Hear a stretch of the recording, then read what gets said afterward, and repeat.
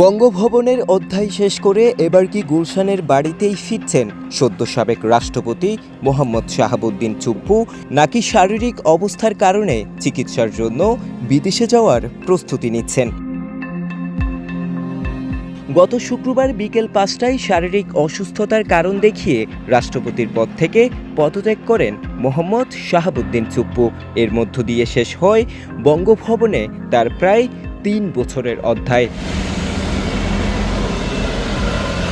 সংশ্লিষ্ট সূত্রের দাবি, বঙ্গভবন ছাড়ার পর রাজধানীর গুলশান এক এলাকার গ্রিন ভিলা নামে নিজের বাড়িতেই উঠবেন তিনি।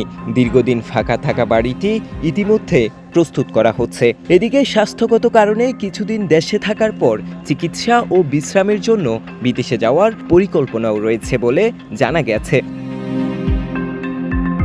তবে কোন দেশে বা কবে যাবেন সেই বিষয়ে এখনো আনুষ্ঠানিকভাবে কিছু জানানো হয়নি। এখন দেখার বিষয়, বঙ্গভবন ছাড়ার পর সাবেক রাষ্ট্রপতি মোহাম্মদ শাহাবুদ্দিনের নতুন অধ্যায় কিভাবে শুরু হয়, আর চিকিৎসার জন্য বিদেশ যাত্রার পরিকল্পনা শেষ পর্যন্ত বাস্তবে রূপ নেয় কিনা।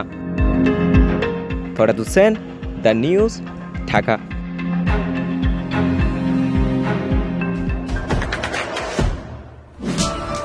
দেশে দেশে সবার সাথে দ্য নিউজ।